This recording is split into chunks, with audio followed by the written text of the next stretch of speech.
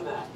He says, oh, really, you want to try me? He says, yeah, anytime you want. So that, yeah, then he was, again, Dave Mustaina's not going to walk up to a 14-year-old fan and insult him. He was obviously messing around. Yeah, having fun. Yeah, he says, seriously, Kevin, what do you play? I said, guitar. He says, oh, really? Well, I wish you luck, Kevin. He says, isn't just like that. Cool, that's cool. So, again, if you ever hear the KMX band out, guilty of rocking, Dave, that's why I did with that luck. When did you make those? Those on Secret Chiefs. Well, no, okay, well, I made a song, I wrote a song called To A Boy that was inspired by that title, but had nothing to do with that incident. That was on my first album, but, okay, well, yeah, exactly. I put out 2 ridiculous albums with that Wish of Luck that he gave me. 3 if you count Children of Noah, 4 if you count Anal Guardian. I should be talking about that. Anal Guardian was that. Let's talk about that. Let's take a break. That man can get me fired. That man can get me fired if that gets out on YouTube. Anal Guardian, just Google it. It's still on MySpace. Or Children of Noah, we can look that one up too. Yeah, Children of Noah, exactly. That's what that. Anal Guardian was me, a friend, and a 4-track.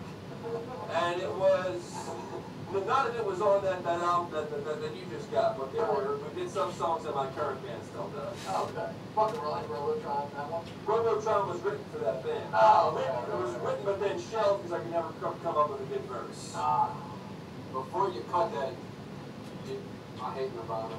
You know, I just had to say that. No, not just that. My point is, you mentioned Nirvana. Did you see online the Nirvana Guitar Hero Kurt Cobain, and it's complete with controller and had a shotgun next to it? I saw that. That was fucking I heard great. that recently. Well, you heard about Axl Rose falling off stage in France, didn't you? Oh my God! Okay, just for the record, people, when you go on our YouTube /191 Dance, go to a playlist called We're Going to Hell for This. This metal show! It's called We're Going to Hell for This, the playlist, and it's all people perform on the stage and get hurt. You gotta have that one. Cutting to a clip, Kevin is going to do a story which they were saying in order to cut to another clip. We'll be back in 10 minutes. Yeah, we can stay where we're talking about today.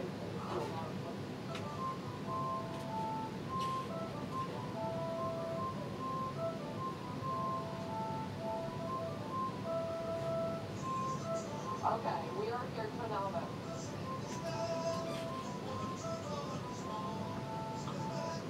We are here with Kevin from the KMX Band, and they have a song on their Secret Chiefs album called To A Boy, which happens to be my favorite song.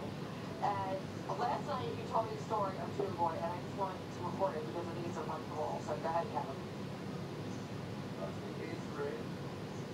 My friends and I were seeing Megadeth live at the Civic Center. And Civic Center? the Civic Center, What the hell's that? that was somewhere in Philly. And anyway, we had gotten backstage pass to be given these pamphlets to homeless. You know, part of the Department of Commerce said that they make it a sponsor. We got to keep the track change along with a bunch of other people. And, you know, we all just sat there in line. Every member of Megadeth came out and introduced himself. Went on blah, blah, blah. All very nice people. Then Mustaine comes by. Is he really a dickhead? Like, No, it's not. But anyway, he's there, and my friends all of a sudden we meet Mustaine. Meanwhile, my friends and I, we tried to form a band around this time. He's no success, not even one. How old were you? 14, 15, or 13. That's all our age group. We couldn't even make a single full band rehearsal. Nothing ever happened. But anyway, Mustaine comes by. My friend goes, "We're in a band. This guy's in a band with me." So Mustaine points at me and says, "What does he play? Is tuba?" So I say to Mustaine, "Oh, I'd kill you for less than that." Then he says, "Really? You want to try me?" I said, "Yeah, man, anytime he wants." And then, you know, then he breaks character. He was just fucking around the whole time. He's not going to install a 14-year-old band. He mess around, you know, and then he says, "Oh, well, seriously, Kevin, what do you play?" "The guitar, I was blah, blah, blah." He was really nice. But then anyway, word gets out about it, and one friend back at the middle school started calling me Tuba Boy. I got to do a song called Tuba Boy. Okay, in 2005, that's when Tuba Boy was first recorded in this mobile. I worked for a Tuba Boy song, whatever. Can you just tell me, like, just real quick, the line? This is like I'm not familiar with it. It's just a little last time when you were to say the lyrics of life, just that one. He's the Tuba Boy, the power's in his hand. With 22 songs born, it's the magic through the land. Flies, birds, sharks, meow, and elves and gnomes are fighting. Fever dance and squirrels jump down throughout the night. Sing. Awesome. Anyway, look up the KMX band on, MySpace.com/ do you have MySpace? I'll talk to them if you do. MySpace.com/KMXmusica. And that is, you are a metal comedy, right? Like a psycho metal. Yes.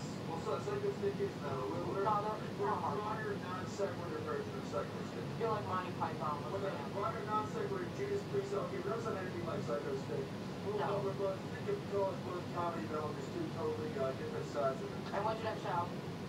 Next show is this Tuesday. Get out. This Tuesday at Van River. And then we're playing... That's Tuesday, March 9th. Tuesday, March 9th. Then we're playing here in this very house on April 3rd. Then we were Track playing... camp. Yeah, they were playing at JR's Pub on the South Valley on April 17th. And then the last gig we have scheduled so far is going to be April 24th at the L Bar. L Bar, too. So far, Kicking Chickens is another... And you're looking for, what, another band, right? Another band. We're looking for at least one more band. And it has to be what? I want to make this a traditional metal show. When I first started, I want to keep with metal, but I mean, I'm all looking for other stuff. If you go with a rock band at this point, we'll hear back from other people. Okay, cool. All right, Kevin from KMX Band, out called Government Cheese. Sacred Cheese. I'm so sick of Sacred Cheese, you can get on, or anything like that. Are you sure? You're looking awful like them. Okay, can you get on iTunes or anything? Is it, or do you have to get into MySpace? The only way to, if you want to copy the album, contact us, we'll give it to you, or just see us. It's not available on any mail order thing, so we have it at shows, so, Or you get the one-on-one. yeah, or when anyone just contact someone, believe me, it's not hard for us to get it to you. Awesome. Okay, thanks, Kevin. Super good job. Doesn't like this. Here we go.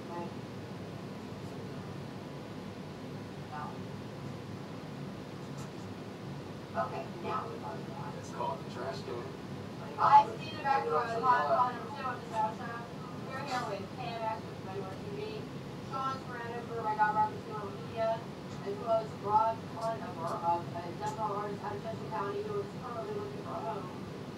A serious home, a serious band. She means a home as a band. This guy is death metal, okay? He is fucking phenomenal, very, very extremely focused. Look, if you need a fucking extreme, dedicated dude to sing for your fucking death metal band, call my boy right here.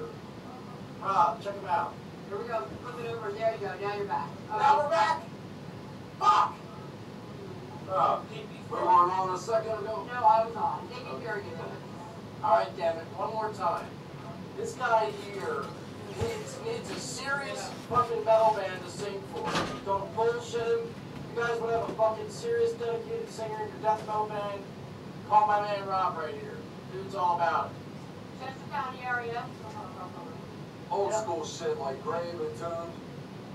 About monstrosity. Oh, absolutely. Influence. I didn't know nothing about any of those. What's going on?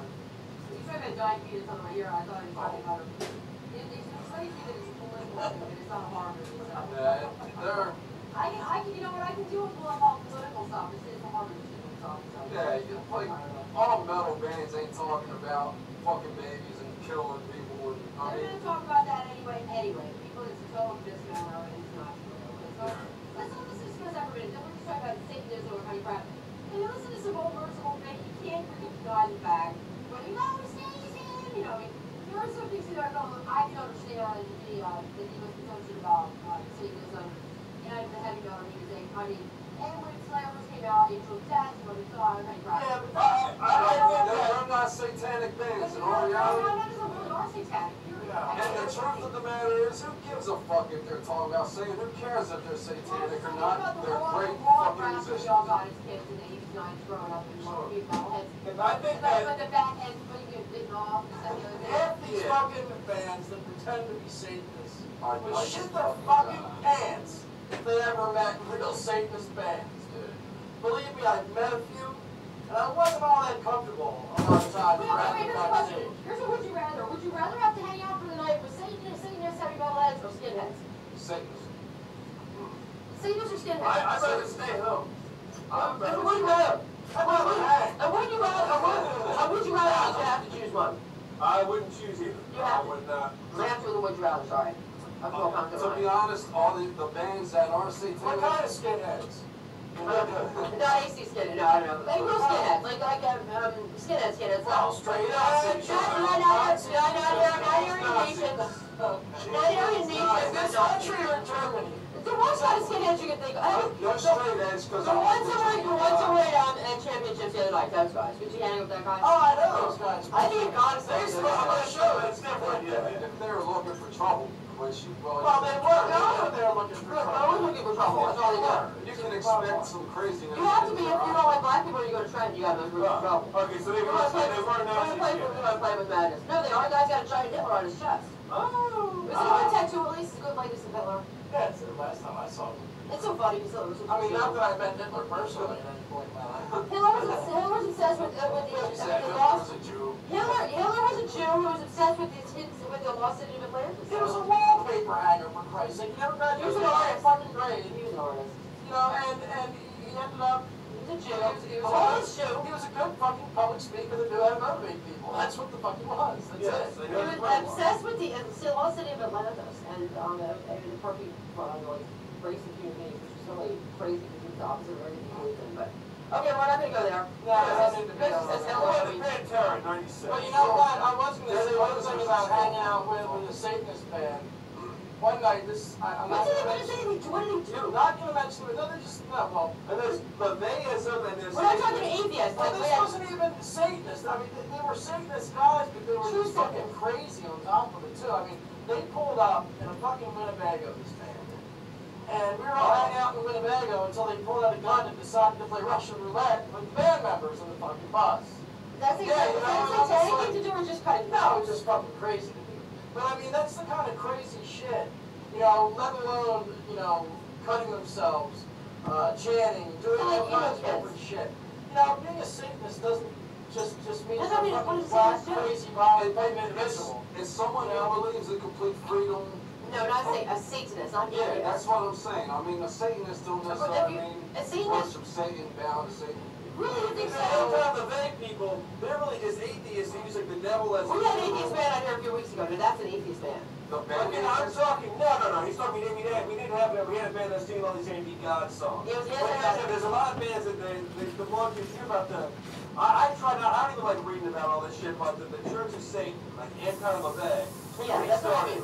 Okay, the Church of Satan, like they're technically called Satanists, but they don't believe in the devil. They're like atheists. They use the devil as their symbol, and they believe in individuality. I don't Sounds even. like anarchist to me, but Exactly. I don't even want to know what Mr. they're Crowley was not a Satanist, and it's always confused as that. It's almost what feels good to you, just do it. Yeah.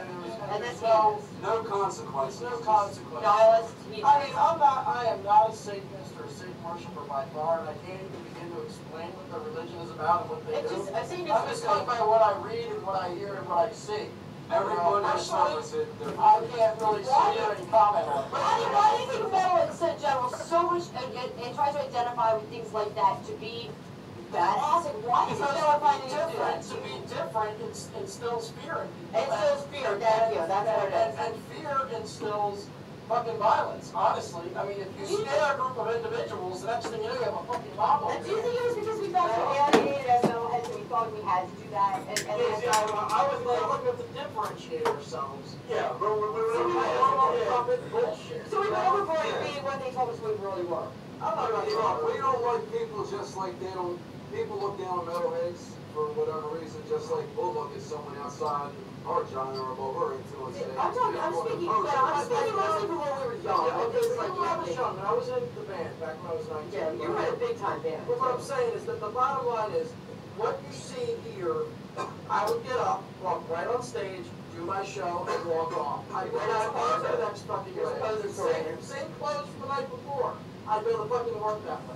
You know, if I went to church, I would be going to church just to fuck like You that. know who you are, I'm just saying, I am who I am in any situation, no matter what. Now, I know how to act personally and professionally in situations. That doesn't change who I am as a person. So you're not throwing out like lead, like sparkling cans and throwing out like you're not pretending to be action runners on weekends and going to your day job. Now, see, when I was a kid, again, going back to me in the 90s, I definitely started dressing. Now look at Kevin. He's the biggest metalhead I know, basically. I mean, metal brain man. Look at him. There is absolutely, you would never say you're not saying. That's not really That's yeah, you don't really, you don't need that much. But see, when I was growing up, again, as I got more and more into it, because by the time I was in, You tried to grow your hair. I grew it. It was crazy. They grew wings. He grew wings. He had to cut it I off. was like a Harvard school student, okay? He had wings. You didn't have long hair now. You didn't have wings. Yeah, it was. It's fleshed out again. I did that, but yeah, I used to go with the ripped jeans and the most intimidating Slayer shirts I could find. I used to love doing that. I used to like wanted to, and the thing is, I was picked on anyway back then. Right. I was always kind of alienated. I like the fact that this stuff could kind of scare some people away because naturally, me back then, my attitude was like, well, I don't know who you are, but I probably don't like you either. That's the way I thought about it. It's between, I guess, when you grew up and when I grew up. Yeah. When I grew up with it, I mean, we started listening to It was Thrash and Glam. all that Thrash and shit. Glam, We that's did right. what we did. But the thing was, the attitude we had, like at my school, at my high school, we had cliques. Yeah. You know, we had the sportos, we had the hot chicks that hung together, we had the geeks, we had the metalheads, we had the stoners, whatever. But you know what? Out of all the groups in our school, we were the only group that everybody respected and dealt with. You know what I mean? Everybody liked why? Because we didn't give a fuck whether they liked us or not. It was like, look, we're doing what we're doing. If you want to be friends with us, that's cool. If you don't, that's cool. See, California was different. We had to Right. Look off. Like, we didn't have to sit there and, like try to put up an image to scare people.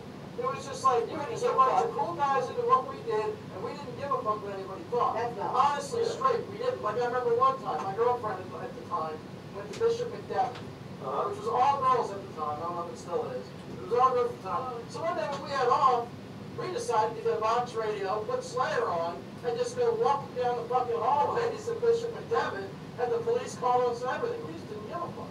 You know what I mean? It's just the way it was. We couldn't even begin to fathom or understand why everybody had such a problem. It's like, why does everybody have to be so fucking different? Can't you just be who you are and be cool with that? And that's the attitudes we had. You know what I mean? Yeah. See, for me, like, more and more, I was trying to differentiate myself on purpose. Like, I wanted that look because it was I felt alienated anyway. And then a lot of that changed, honestly, when I went to high school. I went to a private school where not only everybody was the same, but people didn't really care about like the kind of music you listen to wasn't this big determining factor. Right. And honestly, in high school, I think also another thing about I think in high school people are actually at least more mature than they are in middle school. Not to mention, maybe some people will contest this, but I think at private schools, kids are actually nicer. Like, Sure, they talk That's better. what I was just saying. Yeah. They're probably a little bit more refined. right, I remember the first day I was at the school, I was like, I remember sitting there going, does someone want to fuck with me? I'm not going to start with anybody else. I don't want to fuck with anyone. Isn't someone going to just start with me? I'm here. I'm in a room. I could never go this long at my own school without someone starting When their the meeting. meetings begin. But the meeting is like, well, when am I going to get like Insulted, yeah. when's a whole line of smart asses going to come down the name? Not here. And then I remember stuff like, the fact that people, you know, the fact that you could say what band you were in, these kids didn't like metal at all. These kids weren't in it, but there wasn't as much that judgmental factor. There wasn't just like you're a bad person because you're into it. There wasn't so much of a what's wrong as you were like, I don't like that. There wasn't like a shield I could put up, but all of a sudden it didn't really feel as gratifying to dress as metal as possible. So since then, I've just been like, I'll put on whatever the fuck. I don't need to project a certain image. I don't want people to think of me as one thing. My whole life is metal. My clothes, you can tell I'm metal. I mean, but it's so much different today. I mean, I got friends today who like country, who like rap, man. I hate both of them. I fucking hate them. I'm nothing but metal. We're gonna take a 1 minute break and go back. I know, I'm late. 1 minute, 30 seconds, and we're gonna come back and wrap it up. We're gonna do whole time. What time is it?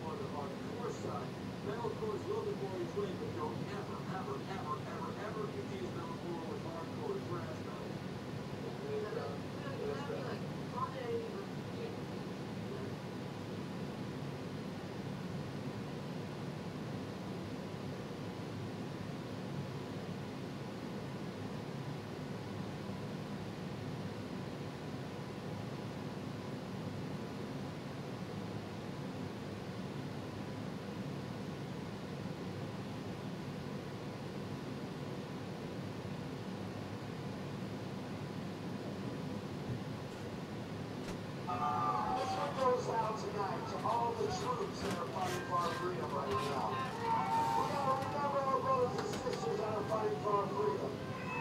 As fought for our freedom. Because if we don't thank them and we don't support them, then who does? Alright? Give me a hell yeah, people. You're not with me, you're not with me.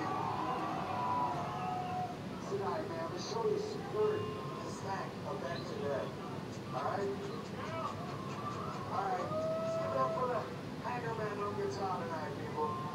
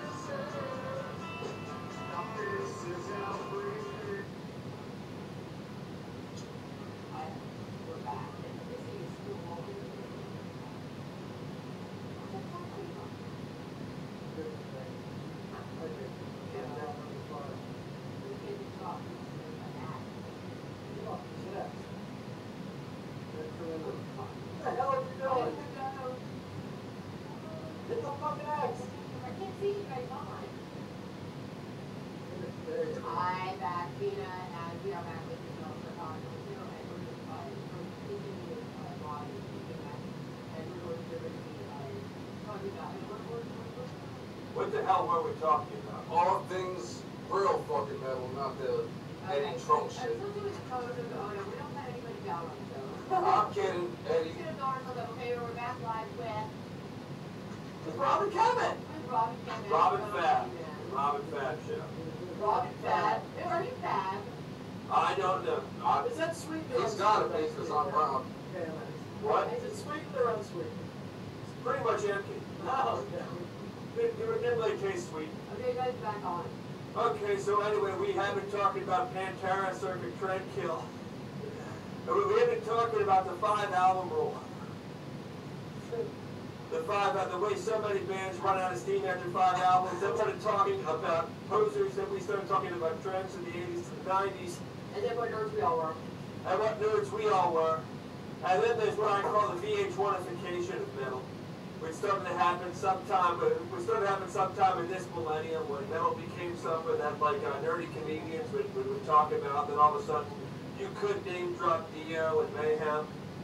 You couldn't really name, you weren't allowed to say the word Dio for about, I think, a good 20-year period. Well, like we were just saying, about when we were growing up in school and shit, there's so much different today because back then, me anyway, that was my life. Anyone who knows me knows that. And back then, if you liked metal, it had to show you like metal. You had to have long hair, wear the shirts, whatnot, but I know so, like short hair, buzzed heads, whatever, there's no difference today, man. But it's so much different today, and it's love for the music because the metal genre is our biggest genre of music on this fucking planet. I mean, it's so big, there's so many undiscovered bands, shitty bands too in the genre, but, it's the biggest genre there is. It seems that way to me. I mean, I can't tell you how many different subgenres of reggae there are. I don't know, I don't listen to reggae.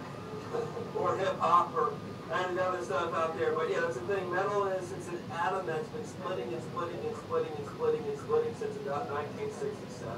Eventually, you just gotta come to terms and say, metal. But in all honesty, it's fun to split it up into different genres and talk about it. It's always cool. It's always fun to talk about metal, Go to a show, I'll miss bands because I'm in the corner at the bar talking to someone about. You find another old head in there. Yeah. You're running to Megadeth. Yeah, Megadeth. What about? And someone's like, oh, so took stage. It's like, well, I've seen them before. I'm here, but I'm talking to this guy now. A good conversation. You always find good conversation at a show. See, now, but as I was growing up, metal was supposed to be on its way out. Maybe some could argue, oh, goodbye, Sean. Oh, there guys, talk to you. So I guess we keep on going then while the camera's on you.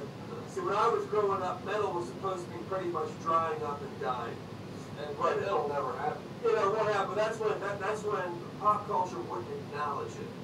During that period, like MTV, it was like 93, 94, all of a sudden, even like Megadeth couldn't get a video on MTV, just White Zombie. They're the only metal band you could possibly see on MTV. So as far as everyone else is concerned, the people thought Pantera was this like underground fringe act. Or Pantera have been around for a long time before they made it big. They did, but they used to wear makeup and shit. Yeah, they used to wear makeup. Yeah, I have those records, but it's like Far Beyond Driven comes up as number one. Everyone thought they were underground band at the time. MTV and radio wouldn't acknowledge it. There was this sort of pop culture exile right there. Then you had the first wave of thrash bands. They had all pretty much just died off or changed their sound out of selling out or maybe out of necessity. But that's when I started getting into it and I started reading about it. And there's this great used record store, 20-minute walk away from where I live called Classic Fantastic. Is Repo Records still open? In Philly it is, but the one in Brynmawr, the one I actually ended up living right next to where that was. That went under, I think around 2000s. You know what gets me? You got your certain bands in metal who made it big, and then people after they make it big, it didn't take them long to make it big. As soon as they hit the scene, like White Zombie and shit, they got the commercial. And then these bands that make it big, people want to call them sellouts and shit. That just goes to show. There's ones to see. Yeah, that just goes to show there's metal bands out there that are great musicians, and it goes to show these metal musicians are not slacking. They're busting their ass, blood, sweat, and tears, and they're talented motherfuckers. It goes to show. Yeah, we have there's so few people I know, I can't think of any metal bands in the area that are actually like close to making it big. Like I know some who are signed and who are touring, but all those guys, you know, they're losing money whenever they're on the road. Because it's coming out of their pocket. Yeah, it's coming out of their own pocket, or they're needing a job. Because even if they're touring through a record label, they can't work. You know, they can only. In other words, they have to leave their job and tour for 3 months and then go back and scramble to find some way to make a living in some cheap spot to live in. You're lucky if you can keep your job after you take a tour. Exactly, very lucky on there, because if you tour more than 2 weeks, and then your company won't give you more than 2 weeks of paid vacation, And you can only be sick so many times. yes, you throw all those things into play, and all of a sudden you don't have. That's why a lot of bands starting out, they'll do that they'll take that week-long tour. But everybody takes vacation around the same time. They'll get booked in a bunch of hole-in-the-walls around the country. They'll do that trip. They'll come back here. I've never done that. I've always thought about that. It seems like such a crap shot gamble because it's so hard to book a decent show anyway. Well, you know what's cool? Being, you know, in our area, there's venues. You know, die hard metal, especially in a band. We'll go do the show, and still make it work the next day. I know people that will say, oh, I can't go to that show because I gotta get up for work in the morning. And the show, like last night, I know about five people that didn't go to that Oyster show because they said I gotta get up at 6 in the morning. That show was, we left that show by 11 o'clock, and we were home in a half hour. That's why I got away from home and It's fucking metal. Stay up, man. You only live once. You live once, and some of these bands only come through so often. You could say you see them. Fucking stay up. What? Go to the it's fucking the show. bands that don't stay there and work. Or that's what the local shows do. Local scene right now. It's like we got what we got. There's no point complaining about it and saying, hey, there's not enough support out there because we can't change the attitudes of every single person around there. Like The support's growing too. I mean, when I go to Jimmy's Allentown, I notice the place. Every time I go, there's more people than was there And there's than the last show I went to. And I think it's. And there's a lot of girls showing up to metal shows. Yeah. Especially at Jimmy's. People always complain that it's like called Sausage Fest, okay? But But there's shout out less with it. of that. But Jimmy's, I mean, I want to shout out to my girl freaking on Alessa Decay. She's always there. She's my most metal girl, I know. One of them in Indiana. And she's always up there, and she's always on the stage, always rooting on whoever's up there. And she's the most metal person there. So there's always women now, guys, rest assured, you can go to a metal show and be a nice girl now, okay? Can you? Yes. And I'll tell you what, it's a lot less of a chance there'll be a bunch of lesbians there, because I'll tell you what. And everybody, I don't know what that's enough is everybody. It is. Lesbians don't like metal. Yeah, we do love metal, actually, but I just say, and like I say, well, you know, metal show, you know, it's changing. It really is going back. They're not all in their 40s either. Okay? When you get out of the major cities, there's actually more grassroots support. Oh, especially at the Lehigh. Yeah, in the Lehigh Valley. Philadelphia has a basic problem in Philadelphia. There's so many venues, so many shows going on. Actually, you know what? There's no metal. It's mostly indie and a lot of metal posters. A lot of metal. That's without that. There's 3 or 4 metal shows a month in Philly. Easily. A lot of them ain't even at the Chalk anymore. The Chalk used to Barbary. be, That's where you go. the Chalk used to be the venue, and now Reverb and Reading's stealing a lot of people. Reverb's awesome. I love that venue. Yo, shout out to Frank Bobio. We have to. Just regular local shows in there. There's, I mean, most of the venues in Philly will carry metal here and there. So, I mean, you know, Brenda's might have something. Everyone have a lot of metal. JR's might have something. I've never been JR's. Okay, yeah. Yeah, because shout out to, what's his name, Grandma, what's his name over there? He does a lot of metal. Like, he just said, yeah. John Smith. They have that, you got Mojo 13 not far away from that's here. totally metal. You got O'Reilly's. I'm saying. O'Reilly's now on Lehigh Avenue is freaking badass. Yeah, I'm saying any given month in Philly, There's you a lot have of 3 or 4 local metal shows. And then Don't expect to see a great metal show at, let's say, Dogs, or one of these more mainstream places really doesn't know really about putting together a true metal show. I get to see it anyway. But Dobbs does kind of like the shotgun attempt where it's like, just throw a bunch of ideas at the wall and see what sticks. Yeah. But then a lot of people do business that way. There's no. It could be out of St. Sean's Keys. This person sitting on the chair upstairs, the middle chair, is it yours? I'm the only one with the first sugar. Make sure you're right first. I think I'm the only one with the first. Make sure you're right. You never know. Anyway, Yeah, Sean and me ain't drinking. Must have been Dutch. Dutch did disappear. Probably for a joyride. That's where the car. The car's still there. The car's there, it's locked, so I brought the keys back in. How am I gonna do work tomorrow? I'll take you work. Wait a minute. No, wait a minute. Oh, look at that. There he is. He's getting senile in his old belly. I mean, now, did I put anything else on top of that fucking speaker? Mine's my desk goes inside. And there's the ashtray too, that's where it went. Sorry, guys. Okay, Megan. No, that man has left the house. Alright, Sean, talk at you, bro. Okay, so anyway, it's wrong to single out and complain. I've seen some people complain about knobs just because the way No, they okay, work, but I should talk like people that see that's what happens. Okay, I would say it's wrong. What I'm going to say is this. I'm saying some venues try the little shotgun technique. Is there? They'll take a bunch of bands that On technically, Thursday night, that technically categorize as metal and put them on a show and hope they can bring a bunch of people out to that. And then hope them, okay, these bands are supposed to be a draw, so put them with them and them and them, people will come. or they'll pick somebody who knows what they're doing, like I would say from I'm also listening to Yeah, but I'm saying like some venues might get bands that are from totally different subgenres of metal and put them on there and run into that, and that's like I said, that's. Or they'll pick up somebody like Unless somebody it's who rock really and knows roll, what they're stick doing. to it, I want to shout out what's the same from almost also Ryan. Ryan Lowe. Ryan Lowe, and he was giving the town to put together a thrash fest. He put together a And thrash he fest. did a great for job. free, yeah. Did a great job. You need to Was get that the one with Faith or Fear at Jimmy's? No, this was a dog. And it's not who I would pick for a thrash fest, but he put together a great show. Yeah, he's in He touch. knew Right. who would compliment each other and who would draw numbers. Now, if I put together the thrash show, I would draw numbers too, but it would be different than them.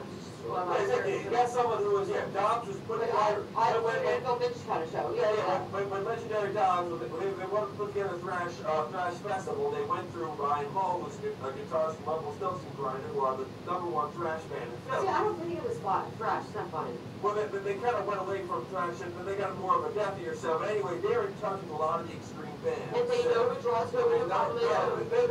They know who to bring, they know who they play with, they know who's going to get people, and they can do it much better than people who are maybe kind of into hard rock and are looking at sheets of paper going, well, he drew here, he drew here, he drew there. And So any freelance band will draw a crowd. And so listen here, but then if you want to book a show, pick an expert in that genre. It's not just metal. You want a hardcore show? To go to you're going to tap into people. If you think you know what you're doing, you're wrong. Because if you don't know you know what you're doing, you don't know. If you need metal, call Keith Carney. Call somebody. If you need hardcore, you're going to call guys from Common Enemy. You're going to call Tony Cadaver. That being said, the shotgun technique of just putting a bunch of bands who fall under the metal label on a bill, at the end of the day, that's not the worst thing in the world. That's not going to ruin anyone's. If you're doing something like that, if you're making a venture, it's sort of inevitable. You're going to do something like that at first. It's sort of. You just happen to pick like a very a genre of music where people are so passionate, they're very judgmental, and metal is metal, it's not metal. You know, be very careful what you call metal around metalheads. But in Philly, I mean, what's metal? And to a metalhead, people know it's metal, what's not metal. Like we're sitting around one night doing the show, and actually mentioned me, I said, Omo, is Omo metal? I think they're metal, but I mean, I think you had a different opinion. I don't think. You thought it was more alternative metal. Alternative metal. Alternative metal is more of a progressive hard rock / metal / hardcore. I'm not sure. The System of a Down thing stuff. System of a Down / Cannibal Corpse / whatever they It's are. basically what Chemical Cold Metal was all under. That's what I mean. Fucking shit. No, they're not so much. So you for the record. Although it's not they're not a place where it's true metal band. Rob, did you want to tell me about the whole ride here for like? Oh, yeah, don't get me wrong, When I was playing Ovo, the problems like these guys are awesome. You're probably like kind of cute. No, I'm saying. No, I've seen Ovo before. Well, you know it personally anyway. I mean, I'm talking about them switching on and off of the different. I mean, they still keeping beats and shit. I mean, it's No, I haven't yet. But like I said Seriously, you earlier, like metal. You are death metal to the core, These and you don't bands- sweat. I mean, these it's different what you bands, like. I'm one of the pickiest fucking dudes you ever meet. But see, it's different when you like when you respect two different things. Yeah, I mean, I do respect I know talent when I see it, but I'm just stuck in my ways. Since I was 11, I grew up on thrash and death metal, and I'm still going full blown with it. Well, we all know we are, and when we play in our own vehicles, like we're by ourselves, is basically, I mean, people are actually stunned to hear what I listen to. I mean, we all bands I work with, I mean, we all listen to Murder Dolls, you know, the trashiest of the trashy people. I can't believe you listen to this crap. To me, that's my drug. You know, that's my outlet. That's what I love to listen to when I'm for pleasure. But most of the bands I work with, they tell you I would not listen to for pleasure, but I know who does, and that's why I'm working with them. But you can respect it, and if you're metal, if you're Jimmy's, and Jimmy's is the most metal club I know around here. And you can appreciate it's metal, you can appreciate all our different levels of metal, but we all have such different levels, and it's so funny how picky we all are. It's Kevin, he's a connoisseur of all things power and true metal. It's unbelievable what he knows. He's like, and when you know that death metal, you mentioned 5 minutes, I don't have any clue. And to me, I can't wait to hear him. You know, I can't wait to hear him. Monstrosity. One of the Is that a band?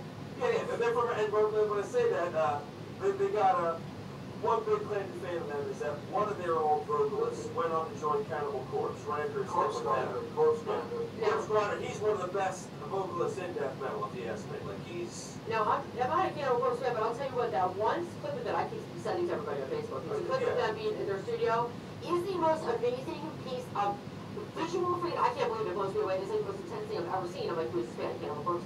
Oh, Jesus Christ, is the one that I said I'm not a fan of, but Jesus, if you watch that bass player, holy crap! Alex Webster. Oh my God, that is musician. I mean, he writes all this shit. Oh my God, if you just listen, the great thing about this singer is like people assume death metal is just sort of a mindless thing when it comes to vocals, but it's like if you listen to him sing, he's perfect because you don't even he's so good you don't really take the time to notice how much is going into it. Like most of what he says, most of his lyrics are pretty, for death metal, they're pretty understandable. You can differentiate them. But if you like the music, you can make it out. But someone who don't listen to it, the hair first, they'll be like, what the fuck did he say? It's like, you don't want to know. Yeah, you know, we're saying you brought a lot of other bands and the vocalists just, even if it's death metal, even if they're growling, the vocalists just can't carry it. Yeah. You know, they get too, some of, for instance, they get down a little too low. It's so deep, you can't make out any words. Yeah. You can't make any words because it's the... Well, you gotta growl. There's lyrics there. They're actually saying. You gotta growl and say, and it should be distinguished. There should be something distinguishable about it. It's understandable. You're not always gonna be able to understand the lyrics, but the more unique and distinguishable the voice, the better the vocalist. They say that it's actually as an instrument. Yeah, okay, but if you can use the voice as an instrument and as a voice, you mastered it. That's what they do. And that's what Corpse Grinder does. You know, he's got the best of both worlds. And then again, one of the most beloved names in death metal, the founder, Chuck Schuldiner. You listen to him from The Philosopher, he could growl on key. He could hold a melody while he could sing that. I want your rod draw on me. Like he could. Fuck the mic up, sweetie. I'm not going to do that, right? You know so much about nothing at all. And he actually, I love Death. melody. Yeah. I love Death, every album, but I was like 12 when I started listening to Death. Scream Bloody Gore, Leprosy. Now those were that's where death metal started. I mean, that's when. Did Seven Churches come out before Scream Bloody Gore? Was that Seven Churches? Yeah, did that come out before Scream Bloody Gore? Was that later on? Also around the same time, actually. Those are like the first two right there, right? Those were considered two of the first death metal bands. Who was the first death metal band? It was either Death or The Possessed, one or the other. See, back then, you know, before these bands even came onto the scene and got noticed by anyone, a lot of those bands were behind the scenes as a band, like Napalm Death been around since fucking. Yeah. They fall under the grind. That's the thing, yeah. Now to what happened here now, I know grind is a big thing. Okay, no, wait, we're going to take 1 minute break. We're going to talk about death metal. We're going to do one minute break, so we're going to do a breaking segment. And we're breaking to a clip, let me see here. Bring Magical Just Critical, which is a clip to the next biggest thing in thrash in the Philadelphia area, Chuck Sean. Great And my boys were going out, we're going out recording an important Camp Corps studio, so I guess the basis that was it on that, good work, we're recording in August, and Camp Corps, so we're doing Just Critical, we'll be back in 3 minutes, 20 seconds with Bob, and I can talk about, tell me more about the beginning of Camp Corps,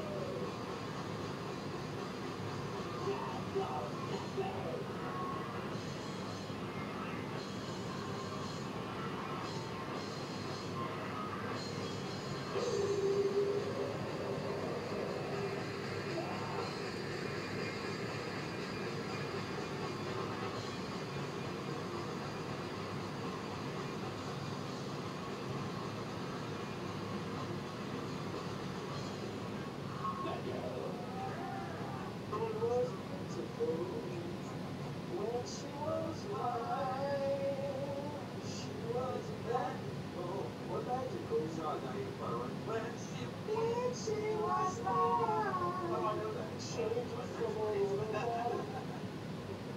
You've been fooling with the hot guy. Get up. Get out. I want to get out. I want to come out now. Will you let me out? Please. Please. And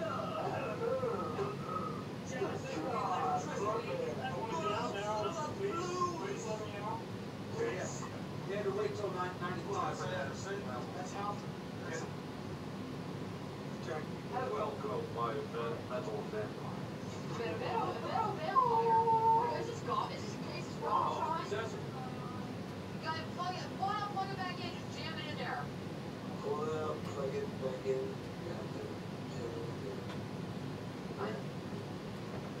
Look, I do know that. Is that the new rim?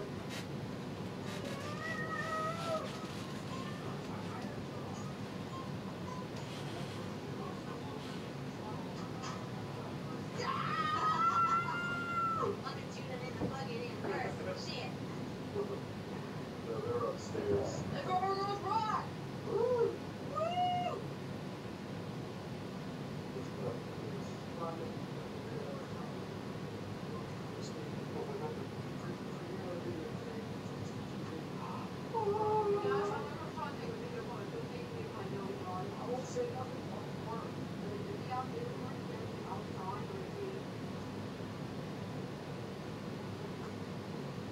Wow, they really, still like you see now, Lord of the Flies. Lord of the Flies.